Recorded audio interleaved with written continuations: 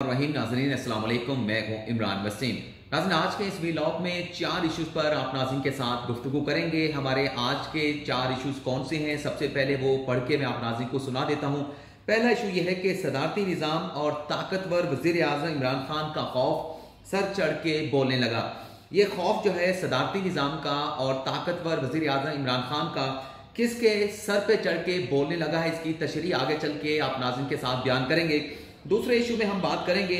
Nahal Nawaz Sharif सवाल करने का हक भी खो बैठे हैं। और जो कल नवाज शरीफ की जानिब से लाहौर के जलसे में बार बार ये बात की जा रही थी कि मुझे ये कहा जाता है कि जनरल बाजवा का नाम नहीं लेना, जनरल फैज़ हमीद का नाम नहीं लेना, तो शौक से नवाज शरीफ जो है वो जनरल बाजवा का नाम भी लें, जनरल फैज़ हमीद का नाम भी लें। लेकिन पहले, अब ये लेकिन पहले क्या है, ये इसकी तफसील आगे चल के आप नाज़रीन के साथ मैंने जो है वो डिस्कस करनी है। तीसरा जो हमारा इशू है, मौलाना ने भरे मजमे में फौज की किस तरह से मिन्नतें की हैं और किस बात पे की हैं। और चौथा जो हमारा नुक्ता है उसमें हमने बात करनी है, मरियम नवाज ने अगर रिकॉर्ड को दुरुस्त ना किया तो फिर क्या होगा, कौन सा रिकॉर्ड दुरुस्त करने की जरूरत है मरियम नवाज को। कल के लाहौर के जलसे में भी इसी तरह से मरियम नवाज की जानिब से अवाम को गुमराह करने की कोशिश की गई थी, तो इस पर भी आप नाज़रीन के साथ गुफ्तगू करेंगे। तो सबसे पहले बात कर लेते हैं कि सदारती निज़ाम और ताकतवर वज़ीर आज़म इमरान खान का खौफ क्या है, और ये सर चढ़ के बोलने लगा है पीडीएम पे। अब किस तरह से ये खौफ है पीडीएम को और क्या खौफ है, इसकी तफसील आप नाज़रीन के साथ में बयान कर लेता हूँ। नाज़रीन, कल के लाहौर के जलसे में आप नाज़रीन ने देखा होगा कि मियाँ इफ्तिखार हुसैन जो पाकिस्तान डेमोक्रेटिक मूवमेंट के तर्जुमान हैं, उनकी जानिब से एक रेजोल्यूशन जो है वो पेश की गई अवाम के सामने, जितने भी लोग कल के जलसे में शरीक थे, क्योंकि बहुत ज्यादा बहस हो रही है कि जलसा बहुत बड़ा था, जो बहुत बड़ा नहीं था। इस बहस के कता नजर ये जो रेजोल्यूशन पास की गई थी, इसमें जो नुकात थे वो आप नाज़रीन के साथ में शेयर करना चाहूंगा। वैसे तो सदीक जान ने बड़ी डिटेल के साथ बात की है, ईसा नकवी ने भी इस पर वीडियो बनाई है, लेकिन जो पॉइंट्स मैं आप नाज़रीन के साथ उठाने जा रहा हूँ, इस पर किसी वीडियो में किसी भी व्लॉगर की जानिब से, यूट्यूबर की जानिब से बात नहीं की गई। मियाँ इफ्तिखार हुसैन ने बात यह की कि 18वीं तरमीम को ना छेड़ा जाए, सूबाई खुद मुख्तियारी वापस ना ली जाए, और इसी तरह से वफाकी पार्लिमानी निजाम पर किसी किस्म का समझौता नहीं होगा। ये रेजोल्यूशन पेश की गई थी मियाँ इफ्तिखार हुसैन की जानिब से। अब ये जो जलसे हो रहे हैं पीडीएम का, ये जो प्लेटफॉर्म बनाया गया है हुकूमत के खिलाफ तहरीक चलाने के लिए, आप नाज़रीन अच्छी तरह से समझते हैं कि इसकी एक वजह तो यह है कि किसी न किसी तरीके से सेनेट के इंतखाबात को रोकना जो है वो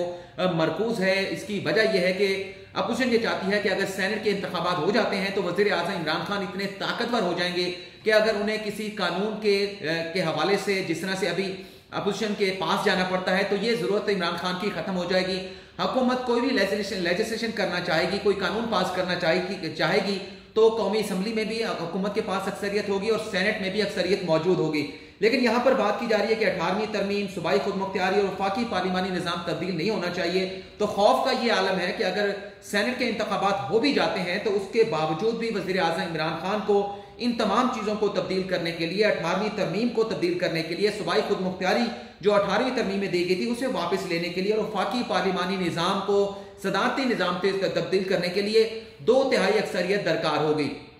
सेनेट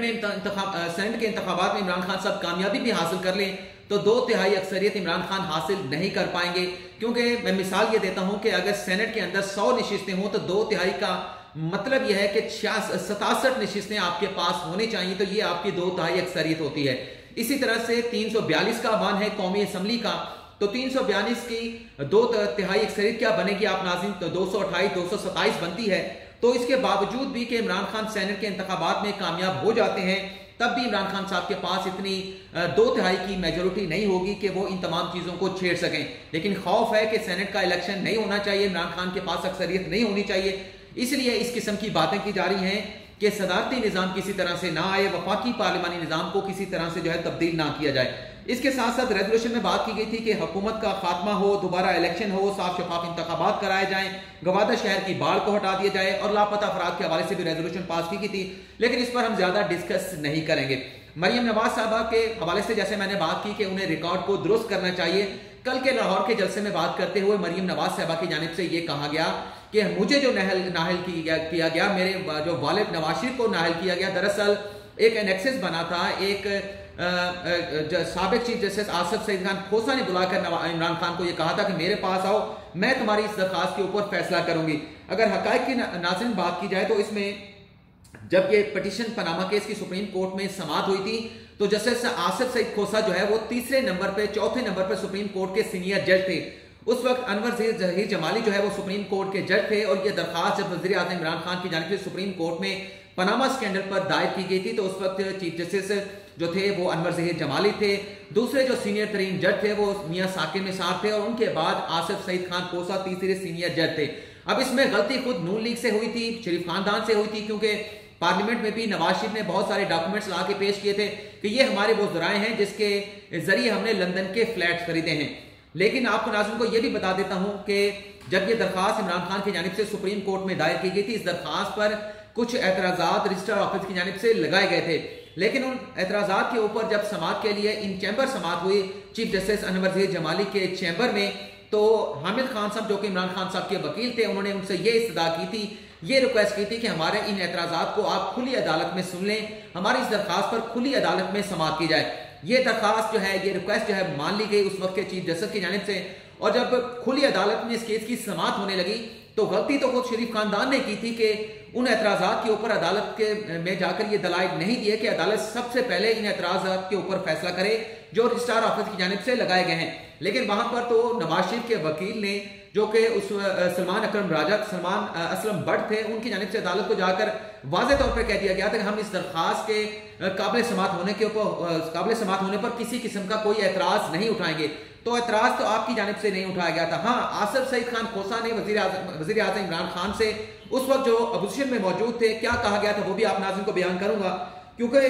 कल की तकरीर में दो और बातें भी की गई मरियम नवाज साहबा की जानिब से कि 2011 का जलसा जो इमरान खान ने मीनार पाकिस्तान पे किया था, उसमें अहमद शजाब पाशा ने, जो कि उस वक्त के ISI के हेड थे, उन्होंने मीनार पाकिस्तान के इमरान खान के जलसे को कामयाब कराया था। इसी तरह से 2014 के वज़ीर आज़म इमरान खान के आज़ादी मार्च और धरने के हवाले से भी ये कहा जाता है कि उसमें भी जो उस वक्त के ISI चीफ थे वो इन्वॉल्व थे, लेकिन हुकूमत इनकी थी मरकज में। अगर इस किस्म की कोई एक्टिविटीज में फौज के लोग इन्वॉल्व थे तो कार्रवाई करना उस वक्त के वज़ीर आज़म नवाज शरीफ का काम था, उन्हें सेट करते, लेकिन इस पर कोई जवाब नहीं दिया जाता। अब जस्टिस आसिफ सईद खोसा की बात कर लेते हैं कि मरियम नवाज साहबा की बात है कि आसिफ सईद खान खोसा ने इमरान खान को बुला के कहा था कि मेरे पास ये आप दरखास्त लेकर आए, इसमें कितनी सदाकत है। तो इसमें जैसे मैंने आपको बताया कि तीसरे नंबर पर ये सीनियर जज थे और सुप्रीम कोर्ट के चीफ जस्टिस के अलावा कोई भी दरखास्त जो है वो अदालत में समाअत के लिए मुकर्रर नहीं हो सकती। अगर इस दलील को दुरुस्त मान लिया जाए जो मरियम नवाज साहबा देती हैं, तो उसके बाद तो फिर जो एक तासुर है कि अगर जस्टिस काजी फाइज ईसा जो है वो अगर चीफ जस्टिस बन जाते हैं तो वो नून लीग को रिलीफ फराहम करेगी, क्योंकि एक आम तौर पर तासुर पाया जाता है। मैं हालांकि इसके साथ इत्तफाक नहीं करता, ये मैं वाज़ेह तौर पे कहूंगा, लेकिन अगर ऐसा है कि सुप्रीम कोर्ट का सीनियर जज किसी की दरखास्त अपने अदालत में लगा सकता है, तो फिर जस्टिस काजी फाइजा क्यों नहीं, तो ये भी कर सकते हैं। क्योंकि कल के जलसे में भी जस्टिस काजी फाइजा के हवाले से मरियम नवाज साहब ने, गालिबन मुझे जो याद पड़ता है कि उनकी जानिब से नाम लिया गया है। अब हम आसिफ सईद खान खोसा की बात कर लेते हैं कि आसिफ सईद खान खोसा ने इमरान खान के हवाले से क्या बात की थी, इमरान खान की पटिशन के हवाले से क्या बात की थी। जब इमरान खान की पनामा की दरखास्त को कमरा अदालत में समाअत के लिए मुकर्रर कर दिया गया, 5 रुकनी बेंच बैठ गया, जिसमें जस्टिस अनवर जहीर जमाली भी मौजूद थे जो उस वक्त के चीफ जस्टिस से, आसिफ सईद खान खोसा भी थे, शेख अजमत सईद भी थे, और उसके साथ साथ अमीन हानी मुस्लिम भी थे, और उसके साथ एक और जज गालिबन इजाज अफजल भी शामिल थे, अगर मैं गलत नहीं हूं तो उस मुकदमे की समाअत के दौरान, क्योंकि इमरान खान की जानिब से लॉकडाउन का ऐलान कर दिया गया था कि हम इस्लामाबाद को बंद करेंगे, तमाम रास्ते इस्लामाबाद में दाखिल होने वाले बंद कर दिए जाएंगे, तो ये सिलसिला चल रहा था। यहाँ पर मारधार, पकड़ धक्कर, क्रैकडाउन चल रहा था, PTI के लोगों को गिरफ्तारियां की जा रही थी। तो इस दौरान इमरान खान की ये पनामा स्कैंडल से मुतल्लिक दरखास्त को समाअत के लिए मुकर्रर कर लिया गया। जब ये दरखास्त समाअत के लिए मुकर्रर हो गई तो जस्टिस आसिफ सईद खोसा की जानिब से इमरान खान साहब से ये कहा गया, उनके वकील से कहा गया, ये खान साहब से भी नहीं कहा गया था, इमरान खान कमरा अदालत में मौजूद थे, जो अल्फाज थे आज भी मुझे याद है जस्टिस आसिफ सईद खोसा के होल्ड योर हॉर्सेस।